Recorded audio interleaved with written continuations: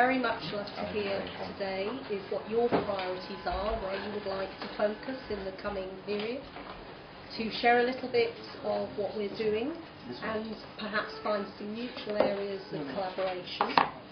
And we also have 2 invitations to extend to you on behalf of the UK in the areas of culture, to 2 specific events that we would really appreciate your involvement in.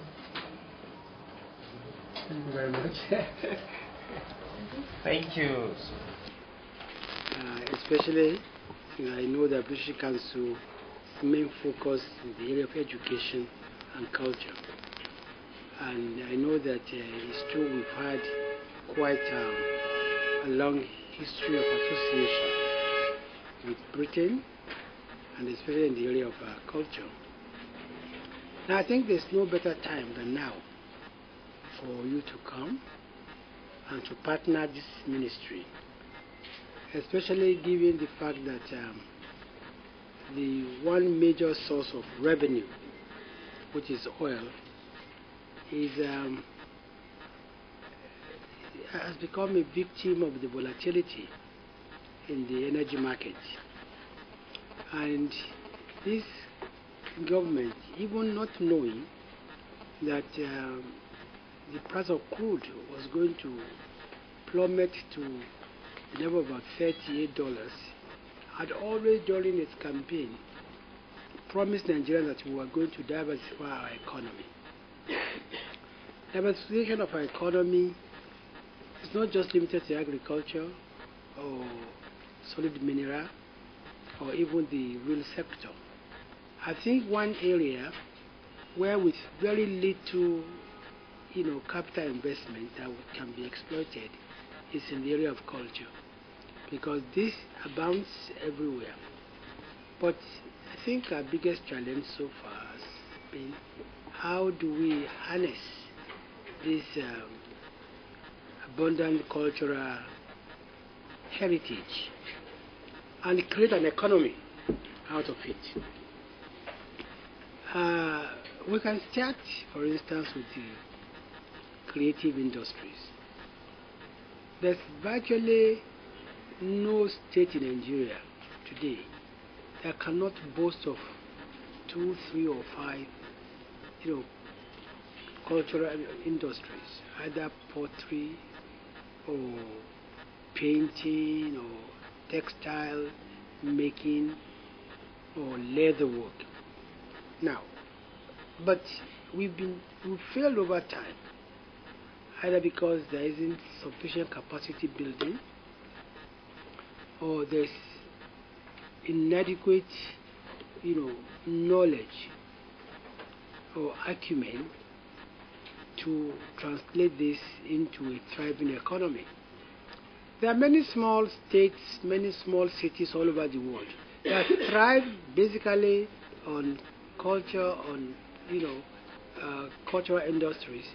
And when we were much younger, we also knew that even in Abuja here, there was the Abuja pottery. And the lady, gained international recognition, and Abuja was known for pottery. And the economy of Abuja then, it's now called Suleja, was based on pottery. So much so that the famous basketball, team was called Abuja Potters in those days. But I think the advent of oil has been more of a disadvantage to us, because we abandoned all this and we have not encouraged the traditional industries to thrive. So this is one area that I believe you can assist us, either in the area of especially in the area of capacity building, in the area of infrastructure, but more importantly in the area of organizing. How do these things work in a cooperative manner? Under this Ministry of Culture, we have National Museum and Monument, we have the National Theatre, we have the Center for Black Arts and Culture, we have also the Institute for NICO, that's the National Institute for Cultural, Orientation. We have NITO, which is supposed to train people in, tourism activities. But what I found really is in this ministry, in this organization, that the hunger, the passion is lacking. Now, and I think the hunger and passion is lacking because over the years they've not been challenged. And there has been no need to challenge their creativity because they've had petroleum dollar in abundance. Now, the petroleum dollar is dried up now, and that is why it's important for you to, for us to partner with you to reorientate them and make them rediscover, their callings, and by helping us to revive our cultural industry. They are there. They're not dead. If you go to Oshobo today, you see the batik making in Oshobo. If you go to Arugungu, you see the leather works. If you go, they are there, but how do we revive them? And this is one area I think you can help us tremendously. Another area which I think is even by far more important is in the area of the intangible. And we're now talking about a cultural orientation, an attitudinal orientation. Nigerians must change the way it thinks. The other Nigerian must change the way it behaves. Sorry, he or she behaves. Like I've always said, you cannot be doing the same thing, the same manner, and expect a different result. Now, we talk about indiscipline, we talk about impunity, we talk about corruption. You see, they are not abstract things. Each and every one of us contributes to the corruption, to the indiscipline, to the impunity, to things not working. Now, we want to, start a campaign in this ministry. And we want to call it Change Begins With Me, where every Nigerian will make a pledge that change begins with him. And whatever he does today, he would do it better. And we're going to start from the big to the small. It will cover every profession. Now, what we need here to partner us is in the area of, of the concept, in the area of the messages to be crafted, in the area of your experience in other parts of the world. I know that Singapore, I know Australia, South Africa, Japan are different eras of their lives have gone through this cultural orientation. And the countries have become, better for it. Yes, they've used different methods in different countries. In Singapore, it was legislation. Japan relied on what they called, I think, something like stability. It was more cultural and, than anything. In Australia leveraged more on the corporate world to achieve what they want to achieve. South Africa was a mixture of legislation and also persuasion.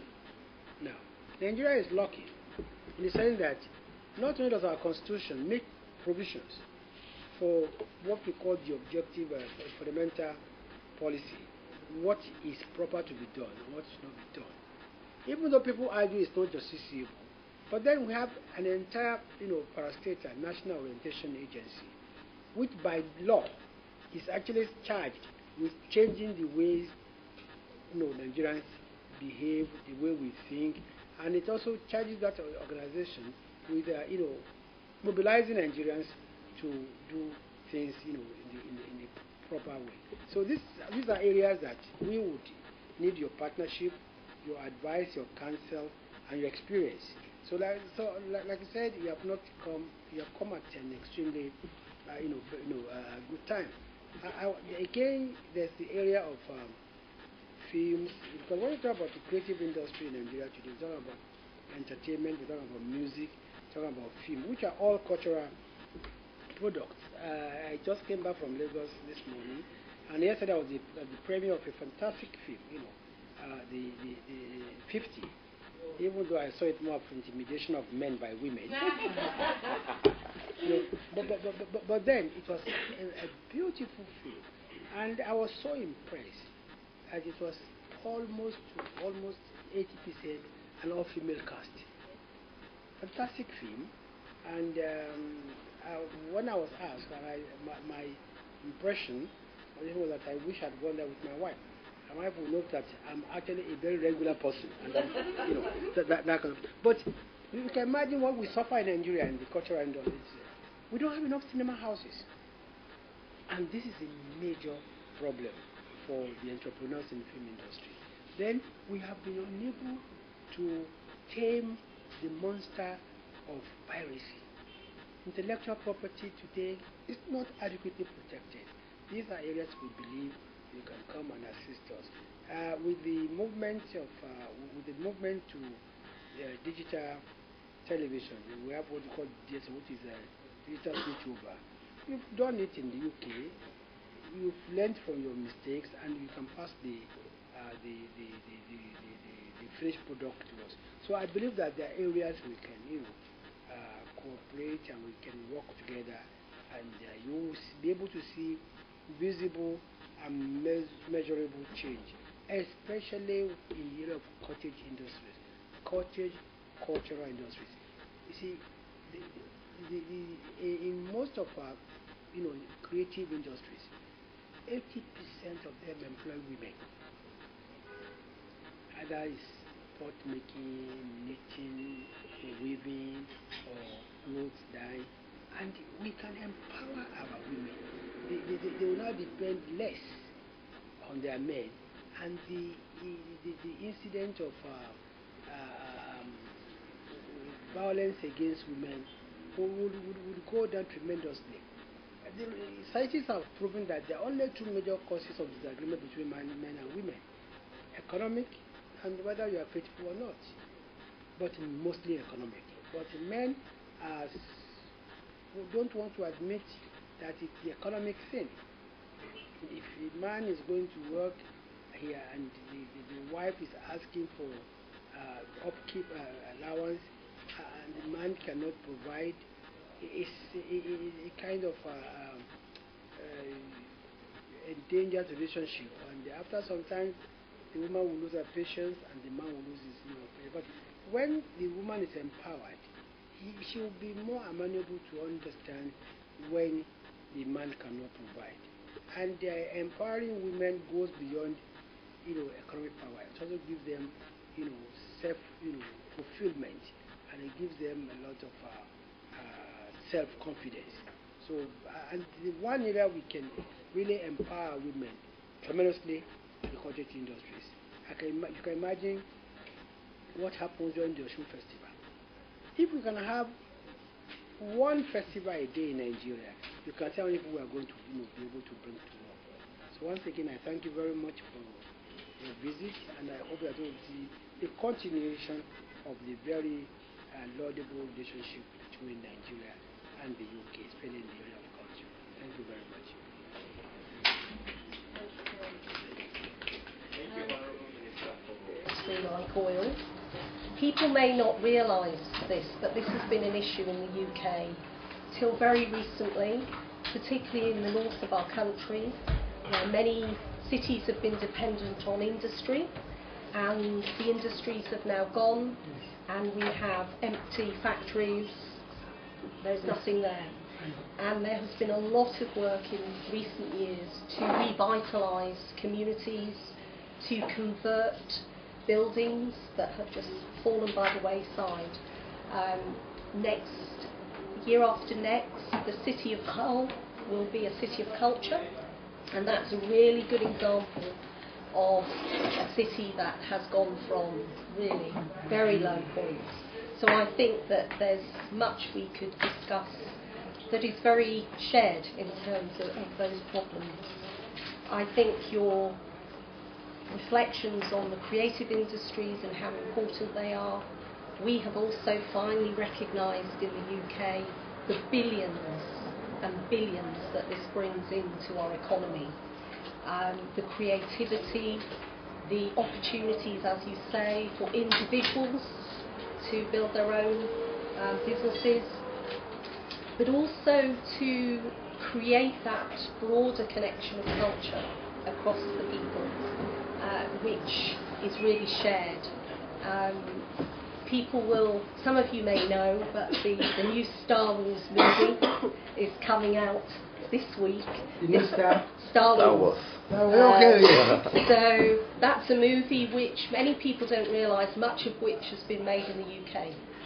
So what we've done is, as well, we've recognised we can't survive on our own, so how can we work with others and bring others into our country? And I think you've identified that.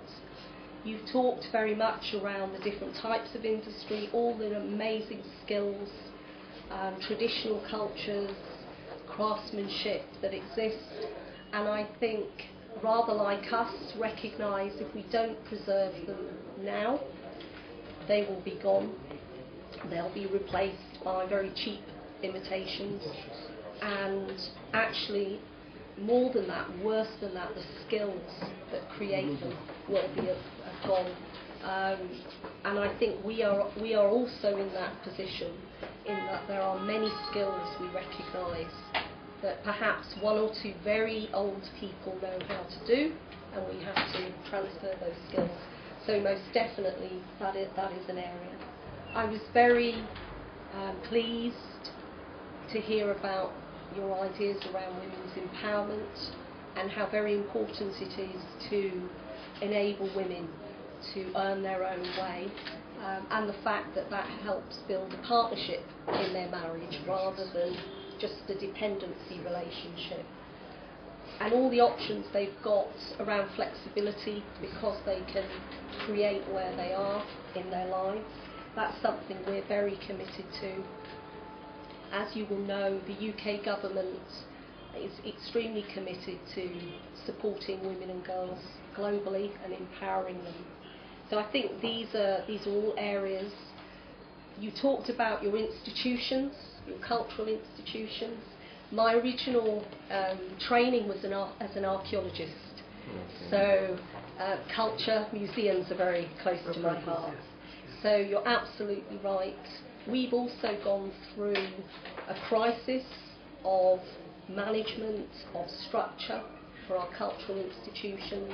They've had to move from being totally state supported to thinking really creatively about how they bring in income that enables them to stay free to the public. So we're very proud that our museums are still free, and that is because of all the other ways that they have brought in income and the collaboration that you get between the different institutions. So we at British Council, for example, have collaborated with the British Museum to help train museum staff. So you're absolutely right around those cultural areas, how important they are. I think the other thing that I reflect on that you said, which is very close to our hearts, is public access to the arts. The arts for everyone, and finding a way to create access so that whoever you are, you have an opportunity to see a play, to hear music, to celebrate your culture. And I think that is something that we've been looking at and we feel very strongly about. But if it's not built into your strategy, it becomes very hard to do. So working with you, working together, looking at your overall plan, what you wish to do, that's something we'd be very, very honoured to support you in. I think, finally, to just reflect, we do a lot of different types of work here. We're very happy to talk about that. But there are two very particular things that we would like you to engage with. we think this is a good time in the next few months to establish a strong relationship between your ministry and our ministries in the UK, between some of our cultural organisations like our Arts Council.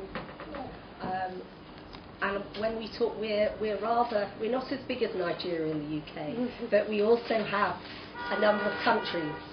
So to share experience between our different ministries in Scotland, in England, in Wales, because they each have had different challenges. So we would very much like you to sponsor a meeting, an inter-ministerial meeting in the new year between our two countries to bring the right people to the table to talk about some of the things you've highlighted. We would like to bring people from our own Ministry of Culture, from our Arts Council, from museums. We also have, you touched on festivals and cities of culture. We also have big organisations that have created and run festivals for many years, so people will know the Edinburgh festivals. So we very much like to sit down together and actually talk about how we would really collaborate in practice, and your engagement personally and that of your ministry would be wonderful. And following that, we very much wish to invite you on behalf of the UK to take part in the Edinburgh Culture Summit. This is a summit that takes part just around the Edinburgh Festival, and this is where culture ministers from all over the world come and they exchange their context, they talk about the sorts of things you talked about, the solutions, the problems, and create closer friendships to work together. So we would very much like to see you participate in that. And most definitely in between, talk to you and your staff about very practical things we can work on together. And that would be, I think, an excellent way for the next 6 months to take things forward, if of course that's the kind of thing that you would find helpful. What month is the Edinburgh Culture Summit? It's August. It's August. Oh, because I don't like the weather. So that's good. Good. That's a good time to plan. We never invite people to the UK in the winter.